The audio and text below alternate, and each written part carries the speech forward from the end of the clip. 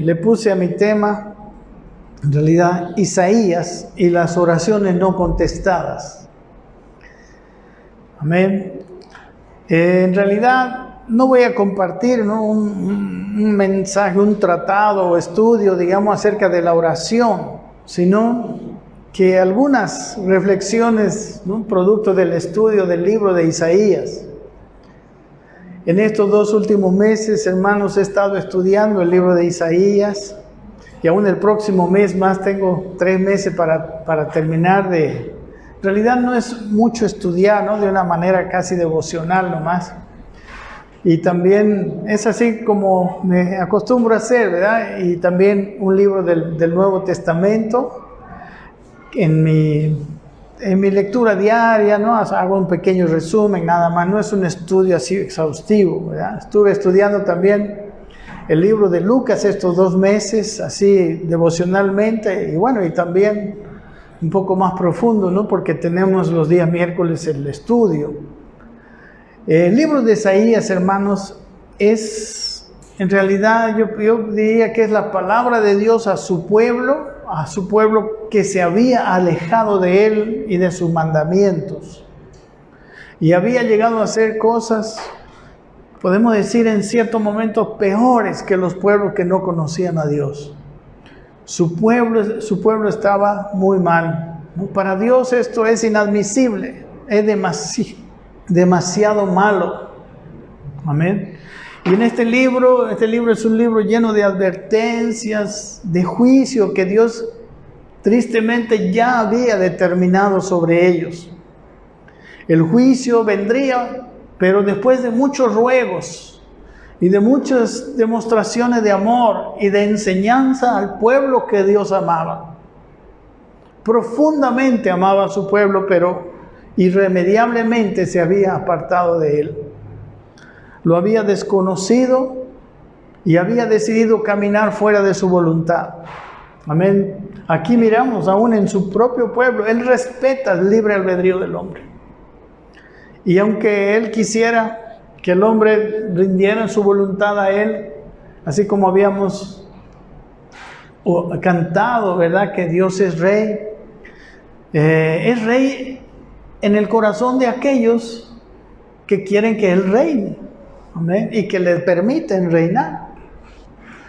Así, tristemente, el pueblo que él escogió, que sacó de Egipto, que lo llevó a la tierra, una tierra que fluye leche y miel, y que le dio todo, tristemente ese pueblo se apartó de él.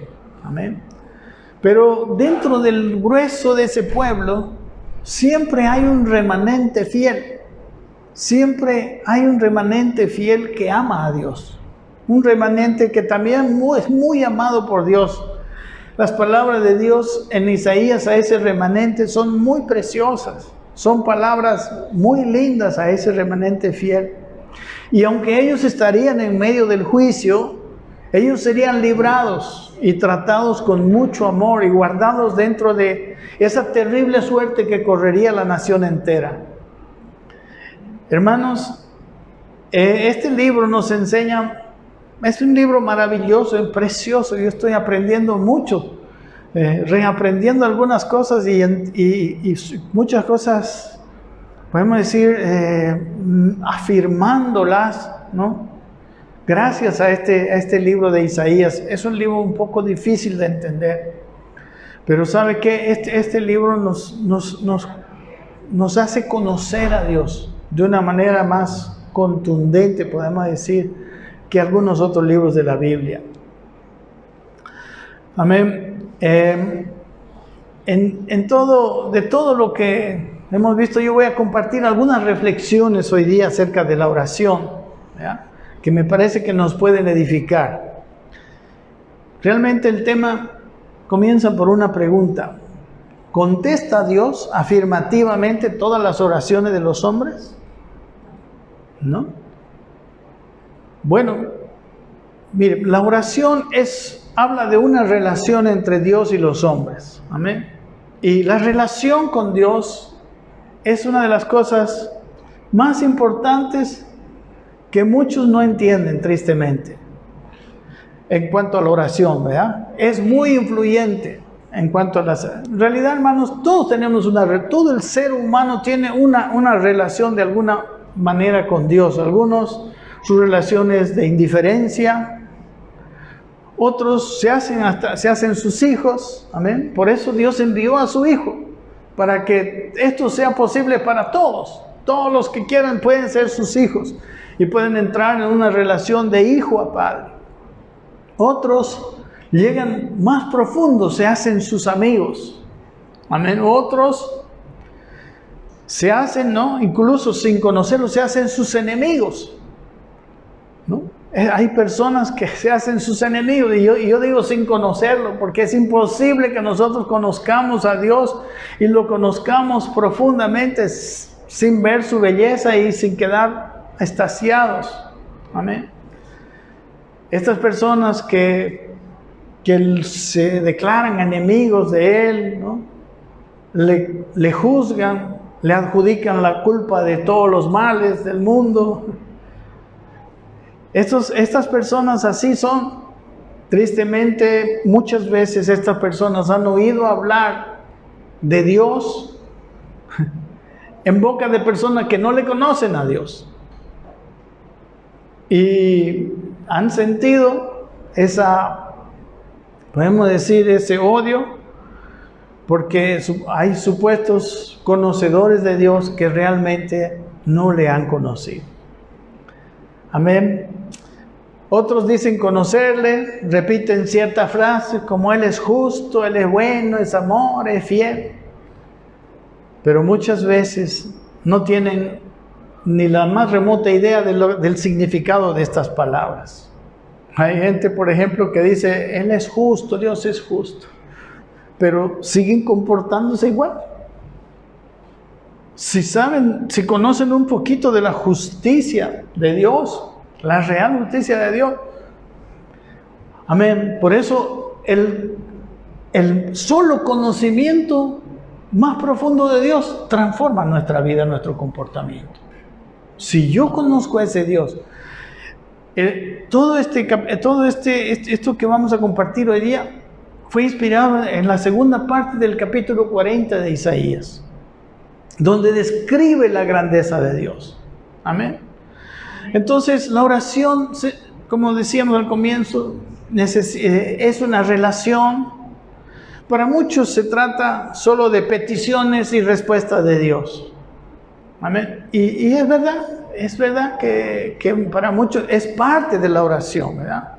Pero si ustedes ven, por ejemplo, la oración con la cual Él nos enseñó, ¿cómo empieza? Empieza con una relación.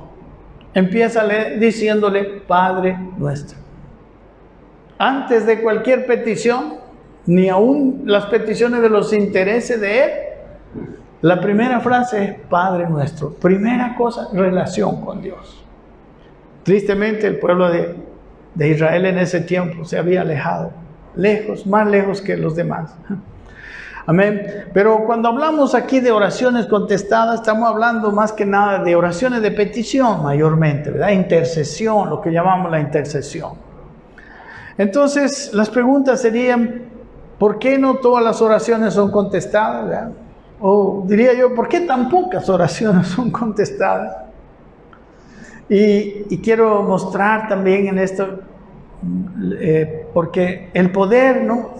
La grandeza de Dios en comparación con la pequeñez de los hombres, de nosotros. El poder de Él que puede transformar, así con un soplo, miles de cosas, y la pequeñez del hombre más poderoso de la tierra, a comparación de Él.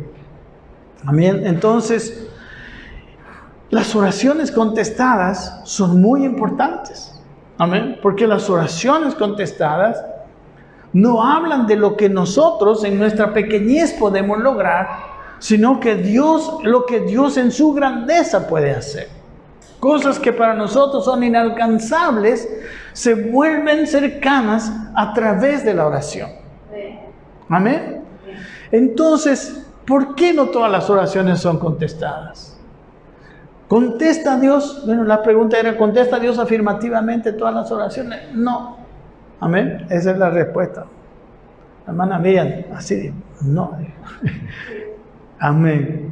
Amén. Por eso, pero creo por eso mismo que es necesario, muy importante para nosotros sus hijos, revisar la teología de la oración.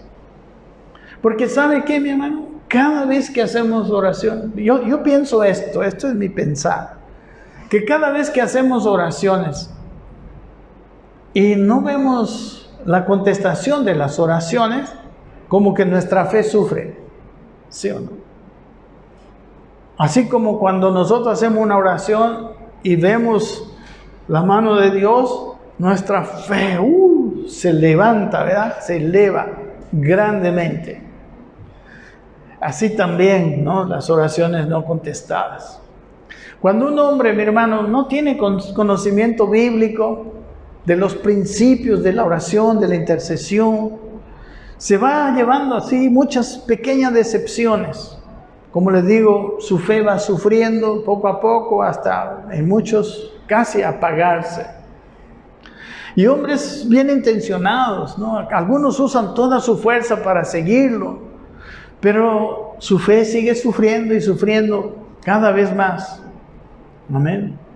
Y, ¿sabe? Es solo la fe en realidad bien entendida, que es otro concepto también tan popular y tan falto de verdad en el concepto de muchos, ¿no? Amén. La fe, mis hermanos, es lo más importante para nuestras oraciones. Jesús dijo, al que cree, todo le es posible. Amén. Algunos versículos mal interpretados, para entrar en el tema, por ejemplo, Juan 15:7. Juan 15:7 es un versículo que muchos lo citan, pero lo citan solo la mitad de ese versículo. Ese versículo dice que si permanecéis, palabras de Jesús, en mí, dice, y mis palabras permanecen en vosotros, dice, pedid todo lo que queráis y os será hecho. Tristemente lo que nosotros ignoramos más es ese sí, ¿no? Inicial. Si permanecéis en mí y mis palabras permanecen en vosotros. Ahí sí. Si Él permanece dentro de nosotros y nosotros permanecemos en Él, o sea, vivimos en Él, todo lo que queremos nos será hecho. Porque todo lo que queremos será voluntad de Él. Amén. Ese sí inicial es sumamente importante. Pero hay gente que piensa que todo lo que pida, no, ahí dice, pedid todo lo que queráis y os será hecho. Pero está mal. Es uno de los problemas mayores de la teología de mucha gente. La teología de mucha gente es una teología salida de su contexto. Usamos frases bíblicas y esas frases están fuera de contexto. Y cuando sacamos algo fuera de contexto, le quitamos en realidad su significado verdadero. Porque muchas veces es el contexto de una palabra la que le da su verdadero significado. Amén. En contraposición a esto dice por ejemplo, primera de Juan 5, 14 y 15, dice, y esta es la confianza que tenemos en Él, dice que si pedimos alguna cosa conforme a su voluntad, Él nos oye. Y si sabemos que Él nos oye, dice, en cualquier cosa que pidamos, sabemos que tenemos las peticiones que le hayamos hecho. Amén. Si queremos ver que las peticiones que le hayamos hecho sean contestadas, entonces tenemos que pedir, ¿cómo? Conforme a su voluntad. Por ejemplo, hay otro pasaje mal entendido también, es el de la viuda y el juez injusto. ¿Cuántos se acuerdan del pasaje en Mateo 18, 1 y en adelante, de la viuda y el juez injusto? No, porque ahí dice que Dios les refirió una parábola, dice, acerca de orar siempre y no desmayar, ¿no? Y ahí vemos la historia de una viuda y un juez injusto que le insiste hasta que el juez le hace justicia, ¿verdad? Y muchos la interpretan así, que cuando yo tengo algo que le pido a Dios, tengo que seguirle pidiendo. Negativo, móvil 8, como dicen. No, no es así. Lo que Dios quería decir, mis hermanos, es que debemos insistir incansablemente, verdaderamente. ¿Pero para qué?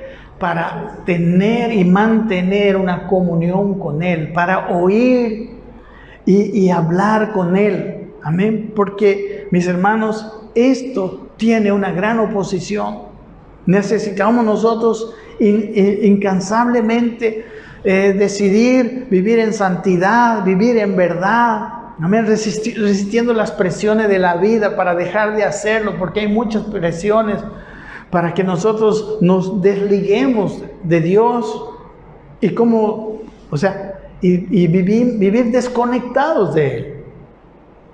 Entonces esta parábola es que nosotros estemos insistiendo, así como la viuda, en esa comunión, en esa actitud de andar en comunión con Él, de agradarle. Y entonces escucharemos su voz. Y entonces cuando escuchamos su voz, oraremos debidamente. Amén. Miren, Dios habla mucho. Los que no escuchamos somos nosotros. Dios es un Dios que en toda la Escritura, una de sus anhelos más importantes es hacerse entender por el hombre, es hacerse conocido al hombre. Dios desea ser conocido. El problema somos nosotros. Como por ejemplo en la carta a los Corintios. En el capítulo 2 y 3 vemos 3 tipos de hombres. Dice por ejemplo en el 2:14 que el hombre natural no percibe las cosas que son del Espíritu de Dios, para él son locura y no las puede entender, dice, porque se han de discernir espiritualmente. Las cosas de Dios tienen que ser discernidas espiritualmente. Difícil escuchar a Dios. Cuando leemos la Biblia, nosotros usamos el intelecto para entender a Dios. Pero ¿sabe qué? La persona que solo usa el intelecto para entender a Dios está entendiendo a veces mal, a veces a medias, porque es nuestro espíritu el que nos confirma, nuestro espíritu el que nos guía. Dice en el versículo siguiente, 2:15 de 1 Corintios, que el espiritual juzga todas las cosas, que el espiritual puede juzgar todas las cosas. Y ahí en el capítulo 3 de 1 Corintios, dice: yo a ustedes, hermanos, le dice Pablo, yo les tengo que hablar cosas muy sencillas, nada de profundidad, porque ustedes son gente carnal, son niños en Cristo. Solamente pueden recibir pequeñas cosas, leche espiritual. Amén. Entonces, hermanos, la intercesión tiene mucho que ver con el intercesor, más de lo que pensamos. El oír y interpretar a Dios bien es facultad de los hombres espirituales, porque sus cosas, hermano, como dice aquí, las cosas de Dios, que son del Espíritu de Dios, se deben discernir espiritualmente, ¿no? O sea, que el oír a Dios y que Él responda positivamente a nuestras oraciones tiene que ver con nuestra condición. Tiene que ver, el Espíritu Santo y nuestras mentes deben estar en comunión, en contacto, en un buen contacto. Por eso dice, por ejemplo, Romanos capítulo 12, que dice: no os conforméis a este siglo, no sigan pensando como piensa la gente, sino, dice, transformaos por medio de la renovación de vuestro entendimiento, dice. Y ahí, dice, comprobaréis cuál es la voluntad de Dios, la cual es agradable y perfecta. Amén. La voluntad de Dios nos será dada si nosotros transformamos nuestra manera de pensar, dejamos nuestros valores mundanos, dejamos nuestras cosas como todo el mundo y pensamos conforme a lo que Dios piensa. En Juan 7:17 da otra condición. Y de aquí vamos a entrar en Isaías. Dice: El que quiera hacer la voluntad de Dios, dice Juan 7:17, conocerá si la doctrina es de Dios. Amén. O si yo hablo por mi propia cuenta.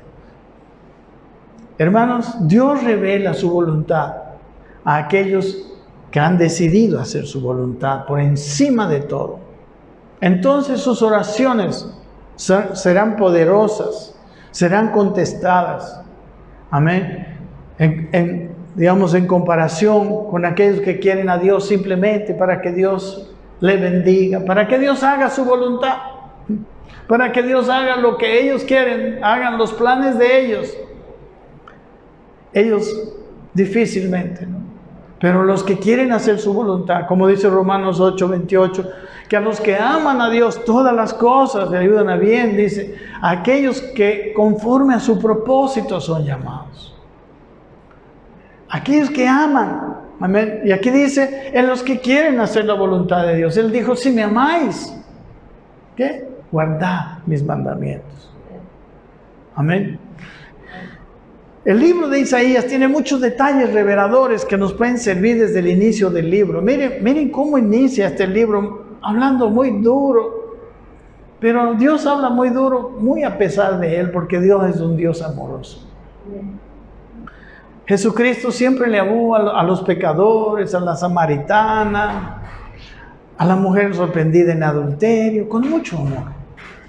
Dios habló siempre con mucho amor. Pero ¿a quiénes les habló con mucha dureza? A los fariseos, a los escribas, a los disque conocedores de Dios, pero que realmente no conocían a Dios. Aquí en Isaías, el capítulo 1 entero, vamos a ver si quieren.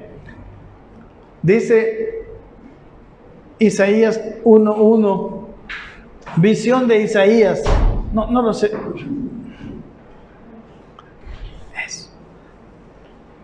Visión de Isaías, hijo de Amós, dice, la cual vio acerca de Judá y Jerusalén en días de Usías, de Jotam, Acaz y Ezequías, reyes de Judá.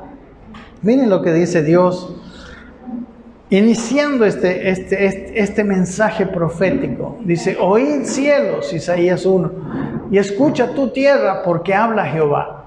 Dice, crié hijos y los engrandecí, y ellos se rebelaron contra mí. Mire, aquí está el comportamiento del pueblo de Israel. 1:2 dice, crié hijos, los engrandecí y ellos se rebelaron contra mí. Y luego dice, el buey conoce a su dueño y el asno, dice, el pesebre de su señor. Israel no entiende, mi pueblo no tiene conocimiento. Provocaron a ira al Santo de Israel, se volvieron atrás. Y les dice, ¿por qué queréis ser castigados? Perdón, en el 4 dice, oh gente pecadora, les dice a su pueblo. Pueblo cargado de maldad, generación de malignos, hijos depravados. Dejaron a Jehová, dice, provocaron a ira al Santo de Israel, se volvieron atrás. Y sabe, le dice el siguiente versículo, ¿por qué queréis ser castigados aún? ¿Todavía os rebeláis? Toda cabeza está enferma y todo corazón doliente. Mire qué tremenda condición del pueblo en el tiempo de Isaías. Y a veces en muchos tiempos de la historia. Dice, desde la planta del pie hasta la cabeza, dice, no hay en él una cosa sana, sino herida, hinchazón y podrida llaga. No están curadas, ni vendadas, ni suavizadas con aceite. Vuestra tierra está destruida, vuestras ciudades puestas a fuego, vuestra tierra delante de vosotros comida por extranjeros y asolada como asolamiento de extraños. Hermano, Dios, antes de enviar el último juicio, que anuncia también Isaías, mandó muchos azotes a su pueblo. ¿Con qué intención? Con la intención de que el pueblo se volviera a él. Amén. Así pasa muchas veces con la vida de muchos de nosotros. Muchos de nosotros pasamos por una, por otra, muchas dificultades. Le echamos la culpa al diablo y muchas veces es Dios simplemente que nos está advirtiendo, que nos está diciendo, mira, te estás saliendo de mis caminos, estás tomando otra ruta. Amén. Y ¿sabe qué? Lo más triste de dejar a Dios es que no es una decisión en un momento dado, es un proceso. Los que han estado escuchándonos en los días miércoles, vimos cómo Judas se hizo el traidor. Él no se hizo traidor de la noche a la mañana. Él empezó robando y nunca confesó, nunca se arrepintió. El camino, el dejar el camino del Señor no es un evento, es un proceso. Que a veces aquí, miren, su propio pueblo, tenían los profetas, tenían la ley. Y miren cómo les llama Dios a Isaías. El versículo 8 dice, y queda la hija de Sión como enramada en viña, como cabaña en melonar, como ciudad asolada. Y dice, si Jehová de los ejércitos no nos hubiera dejado un resto pequeño, dice, como Sodoma fuéramos y semejantes a Gomorra. Hasta aquí mis juicios fueron advertencias. Eso es lo que está diciendo Dios. Porque hay un resto. Y como les decía al comienzo, Dios trató con mucho amor y con mucha protección y con todo a ese pequeño que Él llama remanente. Y después del versículo 10 hay un llamado de Dios al arrepentimiento. Y miren cómo les llama. Él les habla duro, ¿no? Juan el Bautista, Jesús mismo les dijo, generación de víboras, le dijo, ¿no? Aquí dice, príncipe de Sodoma, le dice. Y no está hablando a los de Sodoma, está hablando a su pueblo. Oíd palabra de Jehová, escuchad la ley de nuestro Dios, pueblo de Gomorra. ¿Para qué me sirve, dice Jehová, la multitud de vuestros sacrificios? Hastiado estoy de holocaustos, de carneros y de cebo de animales gordos. No quiero la sangre de bueyes, ni de ovejas, ni de machos cabríos. A Dios no le interesa tu alabanza, tu adoración, tus dádivas, todo. Si tu corazón no es de Él, si tu corazón está fuera, si tú quieres vivir una vida alejado de Él, ¿de qué sirve todos los sacrificios? Él dice que, ¿para qué me sirve? Dice. Versículo 12 dice Él, ¿quién demanda esto de vuestras manos? Cuando una persona no decidió arrepentirse, no decidió cambiar su vida y seguir a Dios y hacer la voluntad de Dios, en vano son todas estas cosas. La religión nos ha dicho, si tú haces esto, si tú vienes los domingos, si tú das tu diezmo, si tú haces esto, estás aprobado. Pero no es la palabra de Dios. La palabra de Dios dice, si tu corazón no me pertenece, no eres mío. En vano, yo no demando sacrificios. Aquí dice, ¿quién demanda esto de vuestras manos? Versículo 12. Cuando venís a presentar delante de mí para hollar mis atrios, ¿verdad? Ellos iban a un lugar físico para presentar sus ofrendas, sus sacrificios, al tabernáculo o al templo. Dice, no me traigáis, miren el versículo 13, no me traigáis más vana ofrenda. El incienso me es abominación. ¿Cuántas veces cantamos, no? Que suba la alabanza como un incienso delante de ti. Pero si tu corazón está mal, son puras palabras. Amén. No, eso no es adoración. Aquí dice, no me traigas más vana ofrenda, el incienso me es abominación, luna nueva, días de reposo, el convocar asambleas. No lo puedo sufrir, dice. Son iniquidad vuestras fiestas solemnes, aunque Él mismo, o sea, hacerle alabanza a Dios solo con la boca. Nosotros no lo engañamos, hermano. Amén. No sé, a otras personas pudiéramos engañar. pero no a Dios. Dice, cuando extendáis vuestras manos, aquí estamos hablando de la oración, como decía al comienzo. Yo esconderé, dice, de vosotros mis ojos. Asimismo, cuando multipliquéis la oración, yo no oiré. Llenas están de sangre vuestras manos. O sea, Dios no va a escuchar la oración de este pueblo. Le dice, lavaos, limpiaos, quitad la iniquidad de vuestras obras delante de mis ojos. Dejad de hacer lo malo. Aprended a hacer el bien, buscad el juicio, restituid al agraviado, haced justicia al huérfano, amparad a la viuda. Amén. Habla de hacer el bien. ¿Sabe qué? Este nuevo pacto que Dios hizo con nosotros es para acondicionar nuestro corazón a hacer el bien. Amén. Para que sea fruto de nuestro deseo el hacer el bien. No es para decir, bueno, ya Dios me salvó, no tengo ninguna condenación, ahora puedo hacer lo que sea. No, el nuevo pacto es para transformarnos.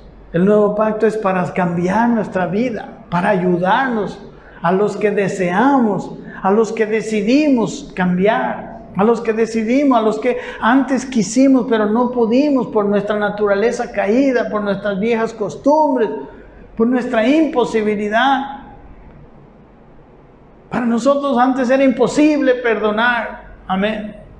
Era imposible, pero para eso vino el Señor, para hacerlo posible, para ver al que nos hizo daño, al que nos hizo lo peor, verlo con otros ojos. Si no es así, ¿para qué viene Dios a tu corazón? Si no te transforma. Amén. Habla de arrepentimiento. El Nuevo Testamento habla de cambio de vida. Habla de cambio de mentalidad. Habla de cambio de acciones. Y habla de cambio de acciones internas. Dice, no es cuestión de que no toques, no hagas, no digas, no. Él quiere que revise tu corazón y que le permitas a Él trabajar en tu corazón. Amén. Aquí estaba hablando con su pueblo que había. Dice el versículo 18, venid luego, dice Jehová, y estemos a cuenta. Si vuestros pecados fueren como la grana, como la nieve serán emblanquecidos. Miren, aquí está un anuncio del nuevo pacto. Aquí está mostrándonos lo que nosotros estamos disfrutando. Y ellos también lo podían disfrutar. Al igual que nosotros, si tenían fe. Ellos tenían que tener fe hacia un futuro, ¿verdad? Hacia la cruz que venía más adelante. Nosotros tenemos que tener fe hacia un pasado, a una cruz que nosotros sabemos que pasó. Pero a ellos les dice, si vuestros pecados fueren como la grana, ¿no? Ese rojo imposible cuando uno se pinta con eso, imposible de limpiarlo, ¿verdad? Pero dice, si tus pecados fueren así, como la nieve, serán emblanquecidos. Si fueren rojos como el carmesí, vendrán a ser como blanca lana. Si quisiereis y oyereis, comeréis del bien de la tierra. Amén. Si ustedes quieren, porque, hermano, yo no sé por qué hay gente que dice que no hay libre albedrío. No conoce la Biblia. Pues la Biblia está llena de libre albedrío. Dice, si ustedes quieren, comerán del bien de la tierra. Y si no quieren, dice el versículo siguiente, y fuereis rebeldes, dice, seréis consumidos a espada, porque la boca de Jehová lo ha dicho. Amén. Como les dije, estas son palabras iniciales del libro de Isaías. Palabras proféticas, palabras de Dios a un pueblo que Él había llamado, como les digo, había sacado de Egipto, había llevado a la tierra que fluye leche y miel y amaba mucho. Amén. Hermano, la oración es un privilegio del pueblo fiel. La oración contestada. Y como les decía al comienzo, el pasaje que a mí me inspiró para compartir reflexione con ustedes. Está en Isaías 40. La segunda parte de este capítulo, y aunque la primera también es maravillosa, pero en la segunda habla de la grandeza de Dios.